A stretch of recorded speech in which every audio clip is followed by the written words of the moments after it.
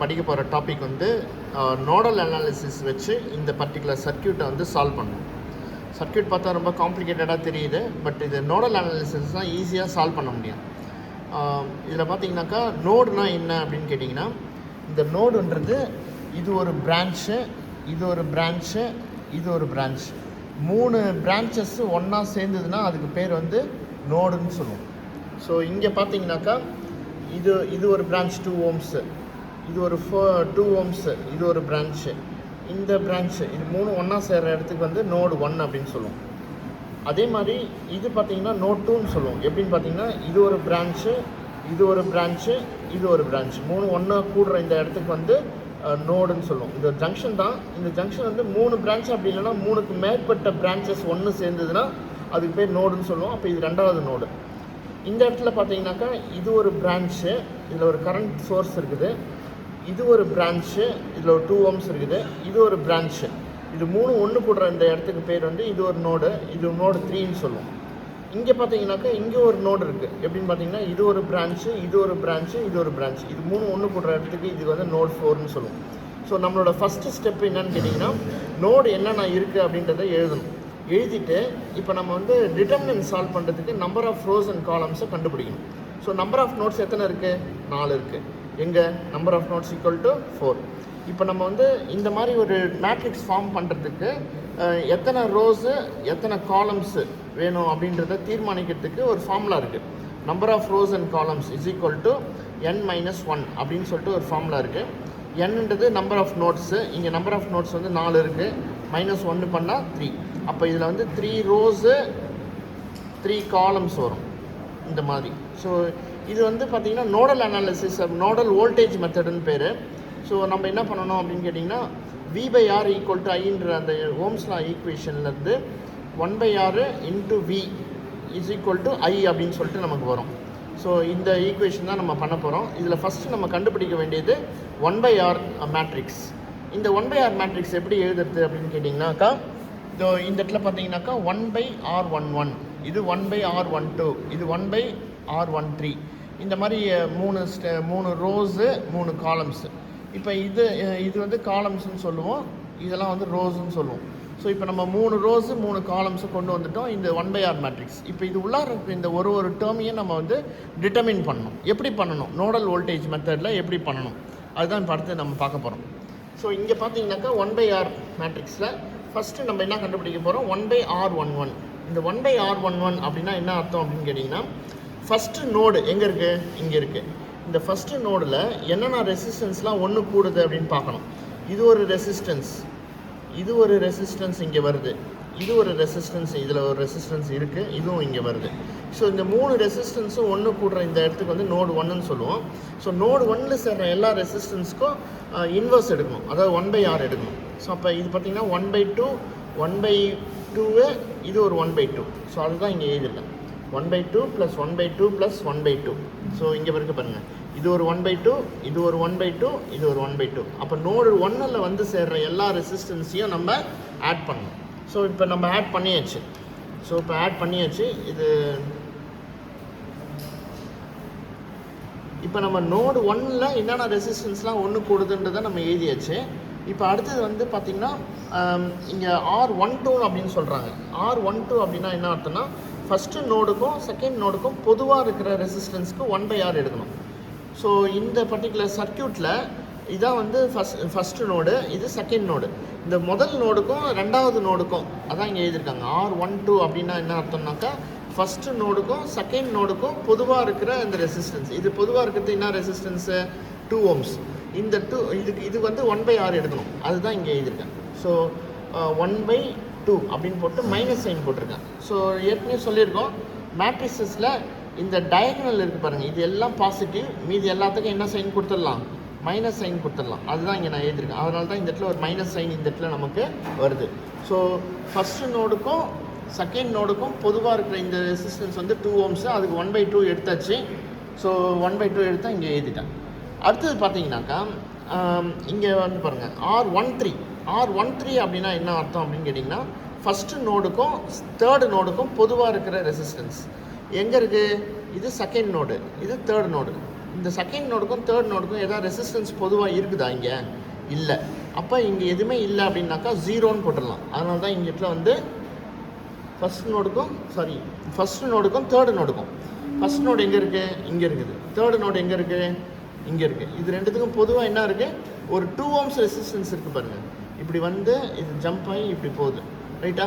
இந்த ஒரு 2 ohms இருக்குது. அப்போ இது வந்து ஃபஸ்ட் நோடுக்கும் தேர்ட் நோடுக்கும் பொதுவாக வந்து 2 ohms இருக்கிறதுனால இந்த இடத்துல நான் என்ன சைன் பண்ணலாம்?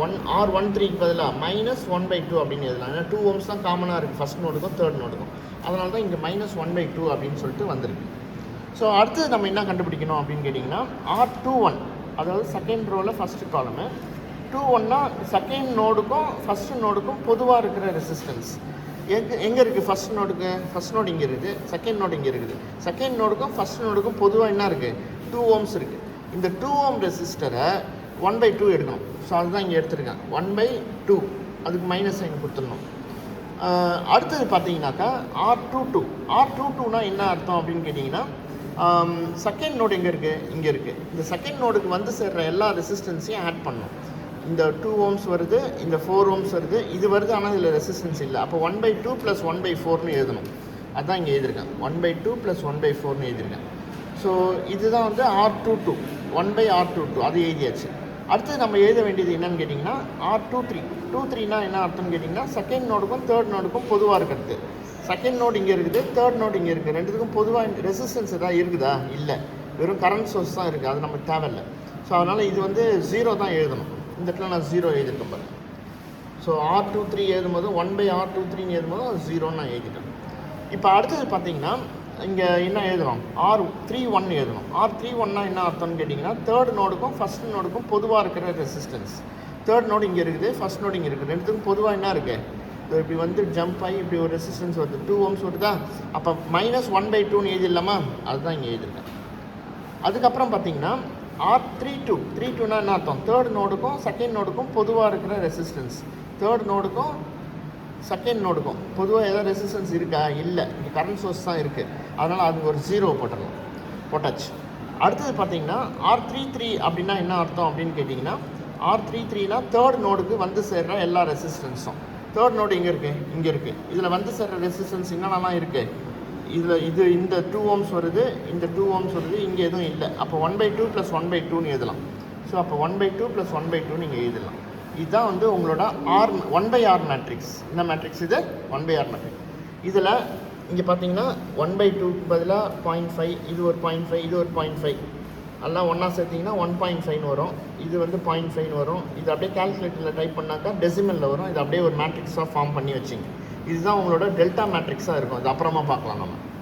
அடுத்தது வந்து ஏற்கனவே நம்ம படித்தது என்ன அப்படின்னு கேட்டிங்கனாக்கா 1/R × V = I. இதான், அதாவது V/R = I தானே ஃபார்முலா. அதில் இந்த 1/Rஐ கண்டுபிடிச்சிட்டோம். இந்த 1/Rஐ கண்டுபிடிச்சிட்டோம். இப்போ V வந்து V1, V2, V3ன்னு 3 வரும். இது I1, I2, I3 அப்படின்னு சொல்லிட்டு நமக்கு வரும். இதில் நம்ம ஃபஸ்ட்டு நம்ம கண்டுபிடிக்க வேண்டியது I மேட்ரிக்ஸ் கண்டுபிடிக்கணும். இந்த I மேட்ரிக்ஸ் எப்படி கண்டுபிடிக்கலாம்னா I1, I2, I3ன்னு கண்டுபிடிக்கலாம். இந்த I1ன்றது என்ன அப்படின்னு கேட்டிங்கன்னா கரண்ட் இன் நோடு 1. I2னா என்ன அர்த்தம்? கரண்ட் இன் நோட் 2. I3னா என்ன அர்த்தம்? கரண்ட் இன் நோடு 3. ஏன்னா இதில் 3 ரோ வச்சு ஒரே சிங்கிள் காலம் மேட்ரிக்ஸாக தான் போட முடியும். ஃபார்முலா பிரகாரம் number of rows and columns 3 தான். அதனால தான் இங்கே எழுதிருக்கோம். 4 நோடு இருக்குது, 4 கரண்ட்டு கண்டுபிடிக்கணுமா சார் அப்படின்னா தேவையில்லை. I1, I2, I3 மட்டும் கண்டுபிடிச்சா போதும். இதில் ஃபஸ்ட்டு நம்ம கண்டுபிடிக்க வேண்டியது கரண்ட் இன் நோடு 1. நோடு 1 எங்கே இருக்குது? இதுதான் நோடு 1. இந்த நோடு 1ல் என்ன கரண்ட் வந்து சேருது அப்படின்னு கேட்டிங்கன்னா என்னென்னலாம் கரண்ட் வருது பாருங்கள். இதில் எந்த கரண்ட் பேட்ரி எதுவும் இல்லை, கரண்ட் சோர்ஸும் எதுவுமே இல்லை. இதுலேயும் இந்த இதுவும் இல்லை. ஆனால் இந்த நோடு 1க்கு இங்கே பார்த்தீங்கன்னாக்கா ஒரு பேட்ரி இருக்குது, ஒரு ரெசிஸ்டன்ஸ் இருக்குது. வோல்டேஜ் பை ரெசிஸ்டன்ஸ் போட்டால் இதில் என்ன கரண்ட்டுன்னு நமக்கு தெரிஞ்சிடும். இந்த பேட்ரி சப்ளை பண்ணுற கரண்ட் டைரக்ஷன் வந்து டுவோர்ட்ஸ் த நோடு. அப்போ V/R அப்படின்னு நம்ம எழுதுனா இதில் இருக்கிற கரண்ட்டு நமக்கு கிடைச்சிடும். V/R அப்படின்னு போட்டால் இந்த கரண்ட் நமக்கு கிடைக்கும். V/Rனா 4 voltage / 2 ohms போட்டிங்கனாக்கா அப்போ எவ்வளோ கரண்ட் வரும்? 4/2 போட்டால் 2 amps வருமா? அந்த 2 amps தான் இங்கே எழுதியிருக்கேன் பாருங்க. ஸோ I1க்கு பதிலாக ஃபஸ்ட்டு நோடில் இருக்கிற கரண்ட்டு அது வந்து 4 வோல்டேஜ் டிவைடட் பை 2 ஓம்ஸ் போட்டாக்கா 2 ஆம்ஸ் இங்கே வந்துடும். அதேமாதிரி இப்போ நீங்கள் நோட் 2ல் இருக்கிற கரண்ட்டை கண்டுபிடிக்கணும், நோட் 3ல் இருக்கிற கரண்ட்டை கண்டுபிடிக்கணும். நோடு 2வோட கரண்ட் எப்படி கண்டுபிடிக்கிறது அப்படின்னு கேட்டிங்கன்னா, நோட் 2ல் கையை வச்சுட்டிங்கன்னா இதில் எந்த பேட்டரியும் இல்லை, கரண்ட்டும் இல்லை, இதில் எந்த பேட்டரியும் இல்லை, எந்த கரண்ட்டும் இல்லை. ஆனால் இதில் ஒரு கரண்ட் உள்ளார வருதா, நோடை நோக்கி உள்ளார வருதா, அப்போ ப்ளஸ் 10 வோல்ட்ஸ் அப்படின்னு 10 ஆம்ப்ஸ் அப்படின்னு சொல்லிட்டு இங்கே எழுதலாம். ஸோ இங்கே பார்த்தீங்கன்னாக்கா I2க்கு பதிலாக நம்ம என்ன எழுதலாம், 10 ஆம்ப்ஸ் அப்படின்னு எழுதலாம். அடுத்தது நம்ம கண்டுபிடிக்க வேண்டியது நோடு 3ல் இருக்கிற கரண்ட்டு I3 கண்டுபிடிக்கணும். நோட் 3 எங்கே இருக்குது, இதோ இங்கே இருக்குது. நோட் 3ல் இதை பாருங்கள், இது ஒரு ரெசிஸ்டன்ஸ். அப்போ இதில் பேட்டரியும் இல்லை, கரண்ட் சோர்ஸும் இல்லை, இதுலேயும் பேட்டரி இல்லை, கரண்ட் சோர்ஸ் இல்லை. ஆனால் இதில் இங்கே பாருங்களேன், இந்த நோடை விட்டு வெளியில் போகுது கரண்ட்டு. அப்போ இதில் I3ன்னு ஒரு கரண்ட் இருக்குது, அது வந்து இந்த நோடை விட்டு வெளியில் போகிறதுனால -10ன்னு நம்ம எழுதலாம். அதான் இங்கே எழுதணும். ஸோ இப்போ நம்ம I மேட்ரிக்ஸும் கண்டுபிடிச்சிட்டோம். 2, 10, -10ன்னு சொல்லிட்டு I மேட்ரிக்ஸும் கண்டுபிடிச்சிட்டோம். டெல்டா மேட்ரிக்ஸ் ஏற்கனவே நம்ம எப்படி கண்டுபிடிக்கலாம்னு சொல்லியாச்சு. அதாவது இந்த 1/r மேட்ரிக்ஸ் தான் நம்ம வந்து என்னென்னு எழுத போகிறோம், டெல்டா மேட்ரிக்ஸ்னு எழுத போகிறோம். ஸோ இதை அப்படியே எடுத்து இங்கே எழுதுறேன். இதை நம்ம கால்குலேட்டரில் மேட்ரிக்ஸஸ் சால்வ் பண்ணுற மாதிரி, டிட்டர்மினன்ட் சால்வ் பண்ணுற மாதிரி சால்வ் பண்ணால் டெல்டாவோட வேல்யூ வந்து 0.68ன்னு கிடைக்கும். இது கிடைக்கல தெரியல அப்படின்னாக்கா என்கிட்ட நேரடியாக கேளுங்க. அடுத்து நம்ம பார்க்க போகிறது டெல்டா I1 கண்டுபிடிக்கணும், டெல்டா V1 கண்டுபிடிக்கணும், டெல்டா V2 கண்டுபிடிக்கணும், டெல்டா V3 கண்டுபிடிக்கணும். அது எப்படி கண்டுபிடிக்கிறது, இதை பாருங்கள். இந்த டெல்டா V1ன்றது என்னன்னு கேட்டிங்கன்னா, இந்த ஃபஸ்ட்டு இந்த டெல்டா மேட்ரிக்ஸில் இருக்கிற ஃபஸ்ட்டு காலமை எடுத்துகிட்டு அதில் இந்த கரண்ட் மேட்ரிக்ஸை ரீப்ளேஸ் பண்ணணும். கரண்ட் மேட்ரிக்ஸ் என்னது, 2, 10, -10 அதை போட்டு ரீப்ளேஸ் பண்ணிட்டு மீதி இருக்கிற டெல்டா மேட்ரிக்ஸில் இருக்கிற எல்லா டேர்ம்ஸையும் எழுதிட்டு டெல்டா V1 கண்டுபிடிச்சா என்ன ஆன்சர் வருது, 2.75 வருது. டெல்டா V2 நம்ம இது பண்ணோன்னாக்கா என்ன வரும் உங்களுக்கு, இந்த ரெண்டாவது காலமை எடுத்துகிட்டு கரண்ட் மேட்ரிக்ஸாக ரீப்ளேஸ் பண்ணிட்டு மீதியை டெல்டாவில் இருக்கிறது அப்படியே எடுத்து ரீப்ளேஸ் பண்ணால் ஆன்சர் 11 வரும். அதேமாதிரி டெல்டா V3யில் பார்த்தீங்கன்னா தேர்டு காலமை எடுத்துகிட்டு அந்த கரண்ட் மேட்ரிக்ஸால் ரீப்ளேஸ் பண்ணிட்டீங்கன்னா டெல்டா V3 கிடைக்கும். அது -5.5 வரும். என்ன வோல்டேஜ் வருதோ அதை அப்படியே எழுதி. இப்போ நம்ம V1 கண்டுபிடிக்கணும். V1 எப்படி கண்டுபிடிக்கலாம் அப்படின்னு கேட்டிங்கன்னா, இந்த டெல்டா V1/டெல்டா போட்டிங்கன்னா ஆன்சர் இது தெரியும், இதுவும் தெரியும், ஆன்சர் கண்டுபிடிச்சிடலாம். V2 அதேமாரி இதெல்லாம் நோடல் வோல்டேஜஸ்ன்னு பேர். V2 இது வந்து டெல்டா V2/டெல்டா போட்டிங்கன்னா V2 கிடச்சிடும். டெல்டா V3/டெல்டா போட்டிங்கனாக்கா V3யும் கிடச்சிடும். இப்படி தான் நோடல் வோல்டேஜ் மெத்தடில் நோடல் வோல்டேஜை கண்டுபிடிக்கணும்.